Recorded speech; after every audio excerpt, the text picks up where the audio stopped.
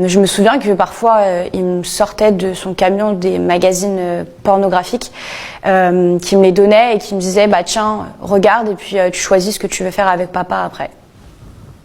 J'ai vécu l'inceste avec mon père de mes 6 à mes 8 ans. À mes 6 ans, je vivais avec ma mère puisque mes parents étaient séparés. Je voyais mon père un week-end sur 2 et la totalité des vacances scolaires. Il était chauffeur routier. Quand j'étais chez lui les week-ends, j'étais obligée d'être avec lui sur 2 jours dans le camion et donc de dormir le vendredi soir ou le samedi soir ou les deux avec lui dans son camion. Il y a une fois où on s'était arrêté dormir dans un hôtel. Il a commencé à me dire que il allait prendre ma main et qu'il allait du coup faire quelque chose, mais qu'il fallait pas que je m'inquiète, que c'était normal, que c'était des choses que les pères faisaient avec leurs filles et que il fallait vraiment pas que j'en parle parce que sinon j'allais aller en prison et que ma mère et lui-même allaient mourir. Et donc de là, il prend ma main et il la pose sur son sexe. Donc voilà, donc là ça a été la première nuit que le cauchemar a commencé. Tous les week-ends qui ont suivi durant 2 ans, c'était du coup la même chose. Les attouchements se transformaient en viol dès que je le voyais un week-end sur 2. Les week-ends où il travaillait pas, on était chez sa mère et même ces week-ends-là, il trouvait le moyen de faire ce qu'il voulait. Il y a une fois où il travaillait pas le week-end, on avait pris sa voiture pour aller chez des amis à lui. Il s'était garé dans une rue plus loin, un peu plus loin de chez ses amis, une rue plutôt calme avec pas trop de monde.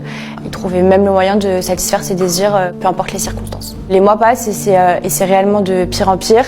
Mon état d'esprit aussi, et ça s'améliore pas. Je commence à avoir de plus en plus peur. Son ton également, il changeait, puisqu'au fur et à mesure du temps, il avait beaucoup moins de patience. Si en fait je refusais, il n'hésitait pas à me frapper et à me dire que de toute façon c'était comme ça et que c'était pas autrement. Et donc je suis passée de la petite fille de 6 ans qui aimait son père et qui avait envie, malgré ça, de lui faire confiance, à la petite fille de 7-8 ans qui avait de plus en plus peur et qui se posait de plus en plus de questions. Rajouté à tout ça, c'est une personne qui est alcoolique à ce moment-là et donc qui n'hésite pas à me mettre en danger et à se mettre en danger d'ailleurs. Je me rappelle d'une fois où on était en train de conduire, on allait à Clermont-Ferrand et je me souviens qu'il n'arrivait plus du tout à conduire parce qu'il avait trop bu. Moi à ce moment-là, j'ai 7 ans, dehors il fait nuit et je dois descendre en fait d'un camion sur une autoroute pour poser le triangle de signalisation derrière le camion.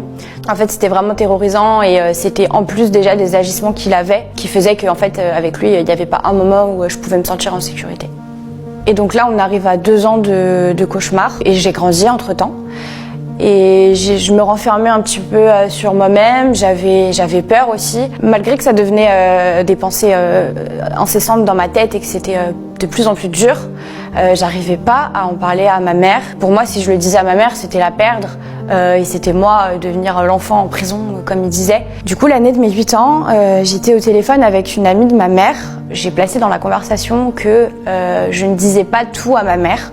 Je pense que là, inconsciemment, il y a une part de moi qui a pris le dessus et qui a décidé de créer une porte ouverte. Et elle m'a dit qu'est-ce que tu dis pas à maman, ma chérie, tu sais que tu peux tout me dire. Et je décide d'aller chercher en fait un carnet dans ma chambre, dans lequel en fait pendant tous ces mois, j'avais fait des dessins, j'avais écrit des mots par rapport en fait à ce qui se passait. Et donc je décide de lui donner moi-même pour qu'elle comprenne tout.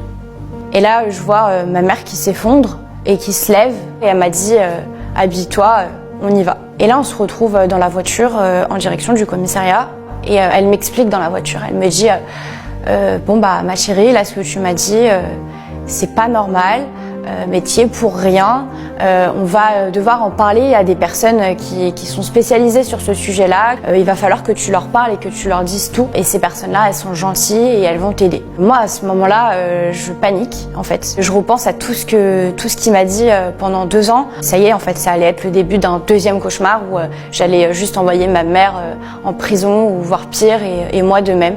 Donc je commence à même regretter en fait de l'avoir dit à ma mère. Donc j'arrive au commissariat et je tombe du coup sur un policier qui avait été très gentil avec moi forcément, qui m'avait mis en confiance. Donc à ce moment-là, je comprends petit à petit que je suis pas en train d'aller en prison, mais en fait, ça en est suivi de plusieurs semaines d'enquête où j'ai dû raconter et encore raconter à plusieurs autorités compétentes, quoi. Au fur et à mesure du coup de cette procédure-là, je me suis sentie déjà libérée et surtout rassurée. Et c'est ça aussi qui m'a permis de parler davantage. Ils n'ont pas pu aller le chercher tout de suite. Il a fallu que plusieurs jours passent pour qu'ils puissent en fait récolter les preuves et créer leur enquête. Ma mère même devait faire semblant. Les policiers lui avaient dit écoutez madame, pour l'instant on ne peut pas aller le chercher, on ne peut pas encore l'incriminer, on est obligé de récolter des preuves. En attendant, il faut qu'il se doute de rien et donc il va vous appeler pour voir votre fille d'ici le week-end prochain. Il va falloir que vous trouviez des excuses et il va falloir que vous répondiez au téléphone et que vous jouez le jeu. Elle avait dû lui faire croire que j'étais malade et que j'allais pas pouvoir le voir le week-end qui arrivait. Et donc un jour, il a enfin été incarcéré. La police est donc allée le chercher chez lui le matin. Et donc du coup, c'est là qu'a commencé la procédure juridique avec lui dans l'histoire, puisque il y a eu du coup des confrontations qui ont dû être faites, dont une entre lui et moi-même. C'est là qu'il a commencé à avouer, mais bien évidemment il minimisait les choses et il disait pas tout. Et surtout en fait il se cachait derrière l'alcool, il justifiait ses actes par l'alcool. Il a commencé à pleurer, il a commencé à dire qu'il m'aimait et que j'étais sa fille, que c'était de l'amour d'un père envers sa fille et qu'il s'était pas contrôlé. Il était en train de se faire passer pour lui la victime, limite en fait. Donc là, une date de procès est définie. En attendant la date de ce procès qui avait lieu moins d'1 an après tout ça, lui forcément est en prison puisque les preuves ont été réunies. Suite à ça, en fait, son avocat et l'avocat que j'avais avec ma mère se sont mis d'accord pour que en fait cette affaire soit jugée en correctionnel. Pour ces peines-là, on est sur des peines maximum de 10 ans de prison. Du coup, on arrive au premier procès, procès qui se passe ouvert au public. Donc c'était assez impressionnant. Il se cachait toujours derrière l'alcool, il continuait de pleurer et continuait de dire qu'il était désolé et qu'il aimait sa fille. Il y avait sa famille aussi, sa famille qui n'ont pas du tout pris mon parti. Donc en fait, ce jour-là, j'ai perdu mon père du coup, et j'ai perdu également une famille. Du coup, le premier procès se termine et il prend 7 ans de prison ferme. Je comprends que 7 ans, c'est pas toute la vie. En fait, c'est comme ça que ça fonctionnait dans mon cerveau d'enfant. Donc cette décision, en fait, elle me laisse beaucoup de questions en tête et puis elle me rassure pas vraiment. Du coup, il y a un appel qui est demandé et accepté. Une année après, on revient devant le juge. Cette fois-ci, c'était un procès à huis clos, donc fermé. Lors de ce procès, en fait, on présente du coup son parcours en prison. On fait son éloge, on rappelle les faits. Et donc le verdict tombe à nouveau. Suite à sa bonne conduite en prison, les juges lui accordent une remise de peine qui divise presque sa peine en deux. À la fin de ce procès, il restera en prison seulement 3 ans au lieu des quasiment 6 années qui lui restaient à faire. C'était l'année de mes 10 ans et donc j'avais encore plus de haine. À ce moment-là, je me souviens que j'ai demandé à ma mère de changer de nom de famille. Je voulais plus porter son nom de famille, je voulais avoir celui de ma mère. On avait fait la demande qu'il soit déchu de ses droits paternels, donc il a plus de droits sur moi. Ils lui ont également donné une interdiction de m'approcher jusqu'à mes 18 ans. J'ai dû me construire en fait avec ça. Je me sentais sale.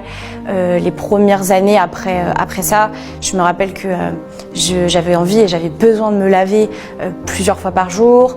J'avais du mal à comprendre que j'y étais pour rien et que c'était lui le problème dans cette histoire. Ça a développé également des troubles de l'alimentation chez moi. Et je pense que le pire dans tout ça, en fait, c'est d'avoir grandi et de m'être construite autour d'une haine en fait que j'ai développée pour lui. Encore aujourd'hui, je fais des cauchemars tout le temps où je revois en fait ce qui s'est passé. Quand tu as vécu ça en fait par ton propre père, tu te dis que n'importe qui peut faire n'importe quoi et du coup tu te méfies énormément des gens. Pour moi, c'est pas terminé dans le sens où mon corps c'est toujours le même que celui que j'avais quand j'avais 6, 7 et 8 ans. Et donc j'ai l'impression que c'est toujours celui sur lequel il a pu faire ce qu'il voulait et ça c'est vraiment l'un des pires sentiments aussi quand on grandit avec ça. Du coup, même si jusqu'aujourd'hui c'est vrai que c'est très difficile de s'accepter, je pense qu'un jour j'y arriverai. Et en grandissant d'ailleurs, c'est ce que j'avais commencé à me dire, c'est que c'était important justement de pas se laisser aller, de réussir dans mon travail, de réussir dans mes études. J'ai montré que j'allais réussir à être la fille et la femme par la suite que je voulais.